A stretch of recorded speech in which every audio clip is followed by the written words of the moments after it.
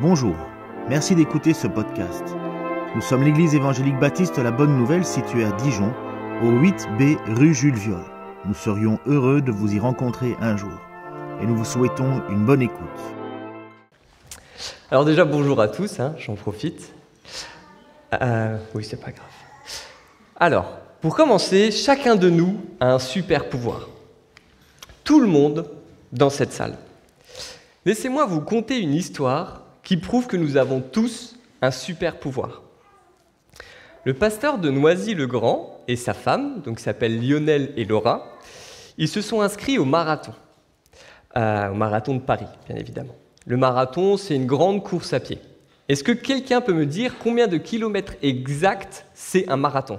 42,187. C'est 42,195, exactement. C'est énorme. Ils se sont bien évidemment préparés pour cet événement. Ils ont couru quotidiennement, ils ont fait des sessions d'1h30, mais même avec un bon entraînement. C'est quand même dur de courir autant, de faire autant de trajets. Et du coup, j'ai posé la question à Laura, mais comment tu as fait pour tenir ? Elle m'a répondu, c'était très dur. Plein de fois, j'ai voulu abandonner. Mais il y avait tellement de gens qui étaient là, que ce soit la famille ou même d'inconnus, qui ont crié notre numéro et qui nous ont encouragés, qui ont dit « Ne lâche rien, ne lâche rien !» Et c'est grâce à ça que j'ai trouvé la force de continuer. C'est grâce à ça que j'ai pu finir la course. Nous avons tous un super pouvoir. Par de simples paroles, nous pouvons donner tellement de force et de soutien à des gens dans le besoin. Par de simples paroles, nous pouvons sauver des vies en amenant des gens à Christ. Mais c'est aussi par ce même pouvoir que nous pouvons en briser. C'est par ce même pouvoir que nous pouvons faire beaucoup de mal. Un grand homme a dit un jour, c'est cette personne-là, est-ce que quelqu'un le reconnaît ? C'est Ben. Ben, c'est l'oncle dans Spider-Man. Et il a dit un jour, un grand pouvoir implique de grandes responsabilités. Il y a un passage dans la Bible qui parle justement de la langue. Il s'agit des 12 premiers versets du chapitre 3 du livre de Jacques. Avant toute chose, qui est Jacques ? Jacques, c'est certainement le frère de Jésus. Cette lettre a été écrite dans les années 49-50 après Jésus-Christ. Il a écrit cette lettre pour les chrétiens d'origine juive, installés en dehors du territoire historique d'Israël, dans les régions habitées par les non-juifs. Cette lettre, elle exprime le souci de Jacques qu'il a pour les chrétiens persécutés qui faisaient auparavant partie de l'église de Jérusalem.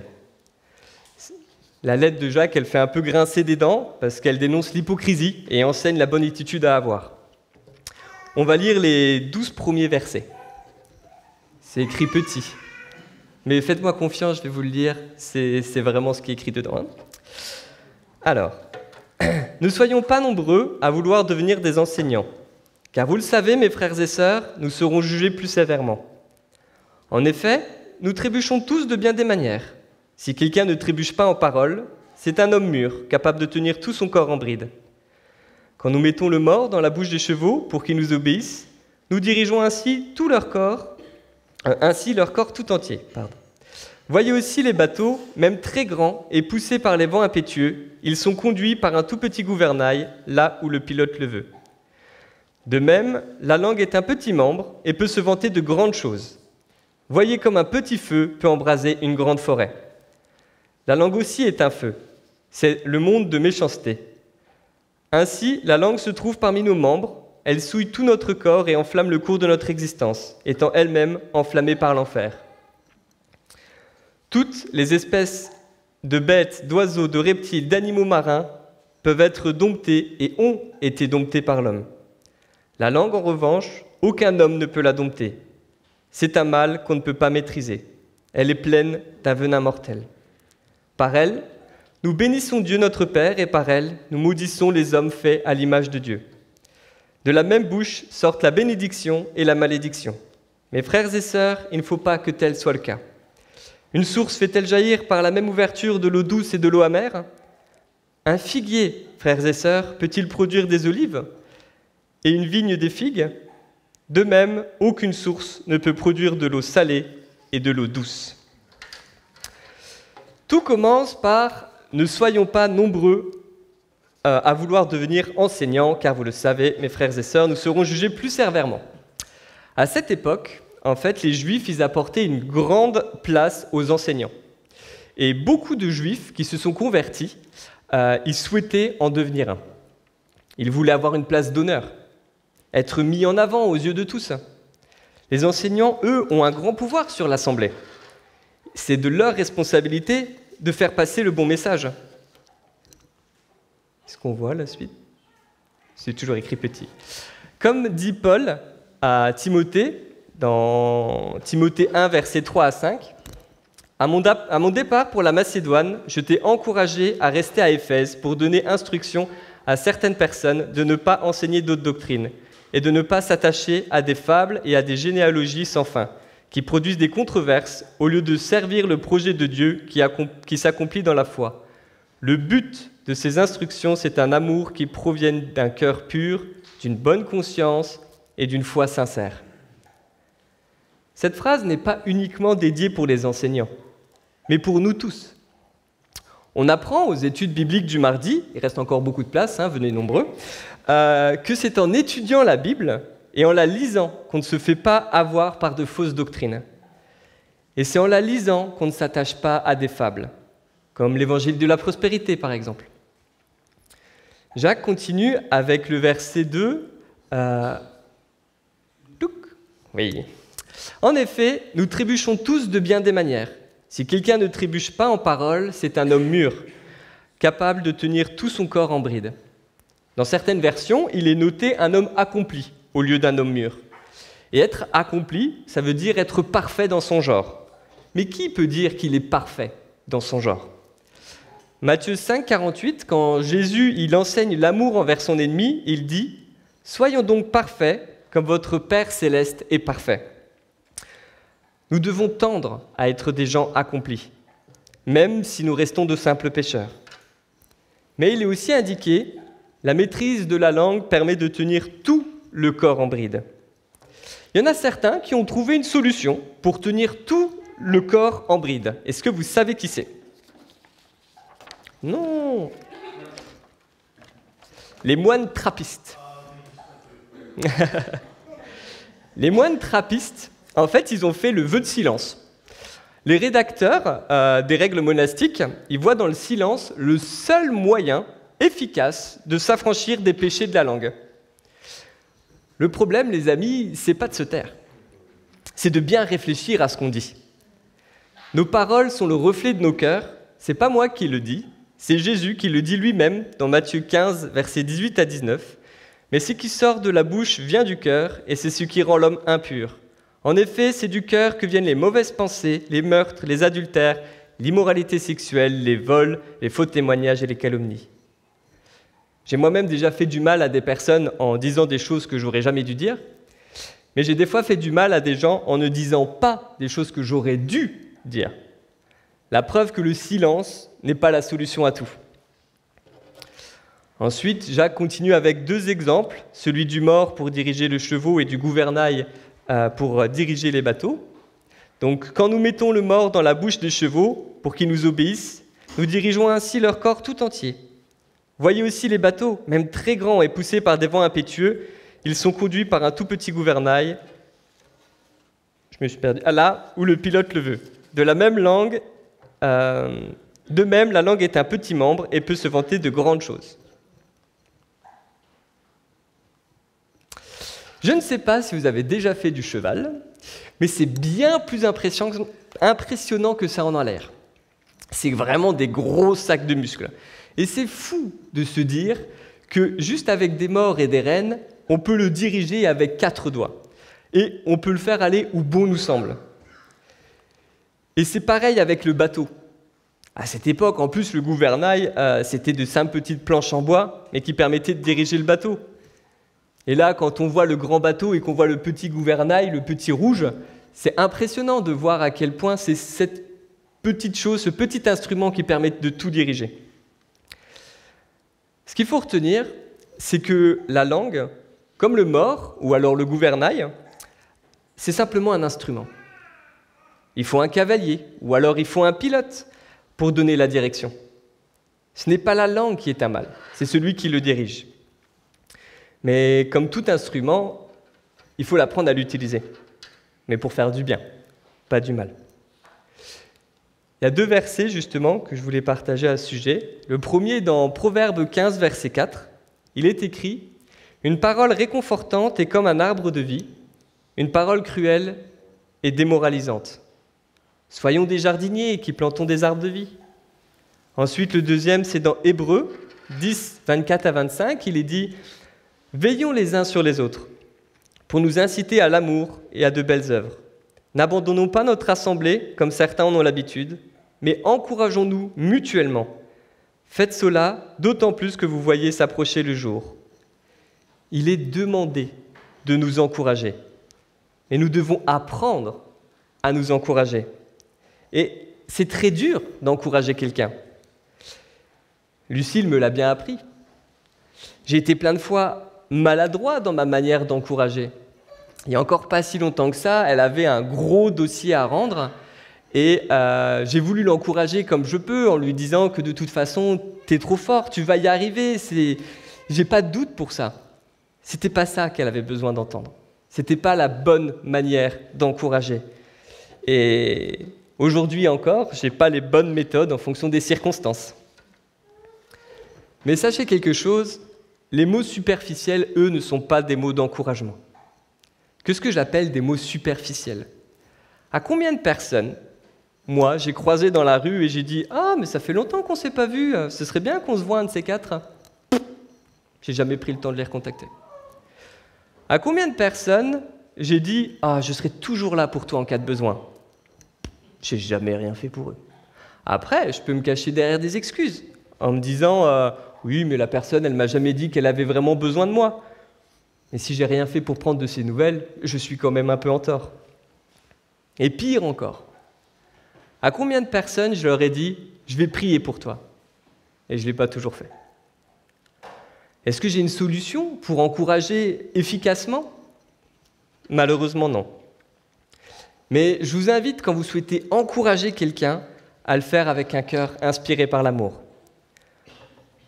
Nous sommes entre frères et sœurs, et à combien de personnes aujourd'hui vous avez dit « Salut, ça va? Oui, et toi? Moi, ça va. Salut, ça va? Oui, et toi? Moi, ça va. » Alors que ça ne va pas du tout. On utilise souvent un sourire de façade le dimanche, et même des fois tous les jours de la semaine. Je ne demande pas forcément de venir le dimanche en faisant la tête, ou de dire tous ces malheurs à tout le monde. Mais trouvez des gens dans l'église avec qui vous vous sentez bien. Et n'hésitez pas à vous livrer et à partager vos doutes, vos souffrances pour pouvoir être encouragé. Je me souviens qu'un frère était venu vers moi un dimanche, car il ne se sentait pas bien, et il m'a demandé s'il était possible qu'on prie ensemble. Et c'est ce qu'on a fait avec grand plaisir. Ça m'a fait plaisir de pouvoir prier pour lui et de pouvoir prendre cet instant tous les deux. Il est écrit dans Proverbe 11, 25, « L'âme généreuse sera comblée, celui qui arrose sera lui-même arrosé. » Ça signifie que même quand on encourage, nous sommes nous-mêmes encouragés. Mais sachez quelque chose, vous ne pouvez pas être encouragé si vous ne souhaitez pas l'être. Si vous n'osez jamais dire que ça ne va pas, vous ne pourrez jamais être encouragé. Jacques continue en indiquant que la langue est comme un petit feu qui peut embraser une grande forêt. C'était l'année dernière, en Gironde, où il y avait un énorme incendie. En un mois, 15 000 hectares de forêt ont brûlé. 15 000 hectares, Michael, pour toi, ça correspond à 21 428 stades de foot. C'est grand. Pour ceux qui sont nuls en foot, comme moi, ça correspond à 3,7 fois la taille de Dijon. Et vous savez quoi? 90% des feux de forêt sont dus à une activité humaine. Donc seulement 10% à l'activité climatique. Alors imaginez la puissance des mots. Ils sont parfois inarrêtables. Ça commence par un petit mensonge qui grandit de plus en plus et qu'on ne peut pas stopper. Ça commence par une petite rumeur de rien du tout qui peut détruire une vie. Combien d'enfants même d'adultes, souffrent par le harcèlement. Au début, ça commence par une petite blague, et ensuite, ça finit en drame. J'ai moi-même déjà lancé une rumeur quand j'étais au lycée, et c'est fou à quel point les mots peuvent faire mal aux gens. Par une simple phrase qui se transforme en feu de forêt. J'en ai eu pleinement conscience quand un ami est venu me voir en pleurs, parce qu'une rumeur qui a été lancée sur la fille dont il était amoureux, et je savais très bien que c'était moi qui avais lancé cette rumeur. Cette fois-ci, j'ai pu faire quelque chose, et c'est revenu dans l'ordre, mais ce n'est pas toujours le cas. Est-ce que vous vous souvenez de l'affaire de Samuel Paty, le professeur qui a été tué parce qu'il a demandé à des élèves musulmans de quitter la salle avant de présenter des caricatures du prophète Mahomet? L'adolescente, à l'origine de la polémique, a avoué avoir menti. Elle n'était même pas présente dans la salle de classe. Tout est parti d'un mensonge. Samuel Paty n'a jamais forcé les élèves musulmans de quitter la salle de classe. Il est dit un peu plus loin que la langue se trouve parmi nos membres, elle souille tout notre corps, elle enflamme le cours de notre existence, étant elle-même enflammée par l'enfer. Lucille m'a bien fait comprendre souvent l'importance des mots. On dit souvent que les paroles s'envolent et que les mots restent. C'est faux. C'est entièrement faux. Les mots restent et font toujours beaucoup, beaucoup de mal. Dans le verset 7, qui est affiché déjà, Jacques indique que les hommes ont dompté toute forme d'animal, que ce soit les oiseaux, les reptiles, les animaux marins, et que la langue, en revanche, personne ne peut la dompter. Elle est pleine d'un venin mortel. Et ce n'est pas parce qu'on ne peut pas la dompter que ça veut dire qu'il ne faut pas essayer. Nul ne peut contrôler sa langue, en effet, mais avec l'aide de Dieu, on peut faire en sorte de ne pas dire du mal aux gens, que ce soit dans notre entourage ou alors même dans notre propre assemblée.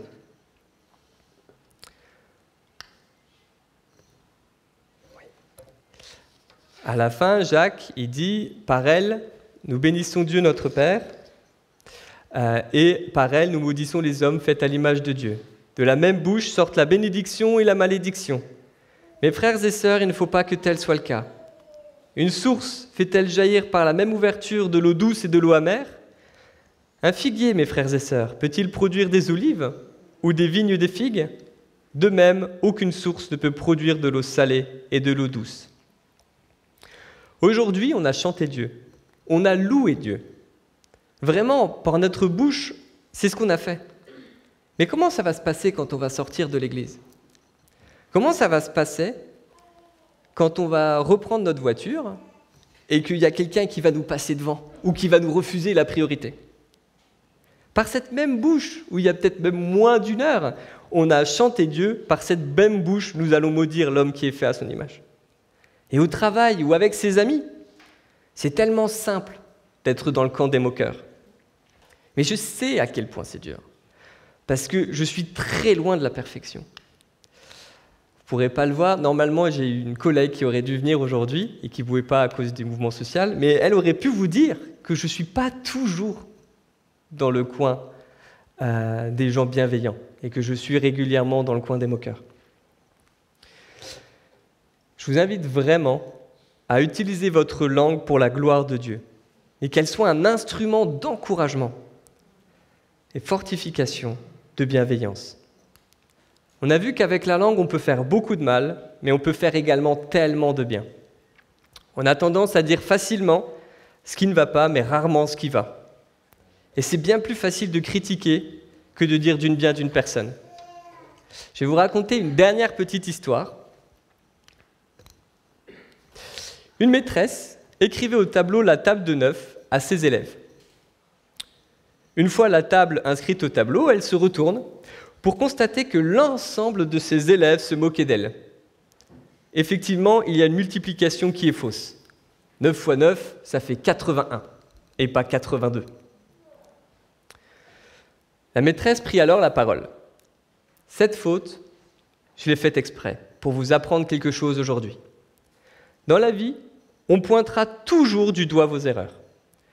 Vous aurez pu voir que j'avais écrit parfaitement les 9 autres multiplications. Aucun d'entre nous ne l'a valorisé. Ce qui se passe trop souvent dans la vie d'ailleurs. On pointe du doigt vos erreurs, on se moque de vous, on oublie bien souvent que vous avez réussi d'autres choses. Pour 1 million de bonnes actions, c'est la mauvaise que les autres retiendront. Pour 1 million de succès, c'est l'échec qu'on retiendra.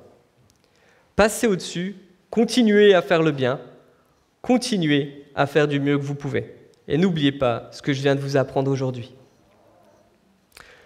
Ne soyons pas comme ces élèves, à se moquer dès que nous avons l'occasion pour une petite faute. Mais soyons ceux qui encouragent pour tout ce qui a été fait de bien. Combien d'entre nous rêvent d'entendre de la part de parents, de la part d'amis, de la part de ses enfants « Je suis fier de toi, je suis fier de ce que tu as accompli ».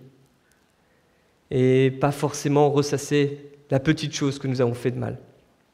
Combien d'entre nous ne prennent même pas le temps de dire aux membres de la famille qu'ils les aiment et à quel point ils sont importants pour nous. Bien entendu, je ne vous demande pas d'être faux ou de dire des choses que vous ne pensez pas. Toute parole doit être inspirée par un cœur d'amour et un cœur sincère. La langue est un feu, mais elle reste un instrument. C'est le porteur de la langue qui décide ce qui va sortir de sa bouche. Demandez à Dieu d'apaiser votre cœur, car comme on a vu, ce qui sort de notre bouche vient du cœur. Merci.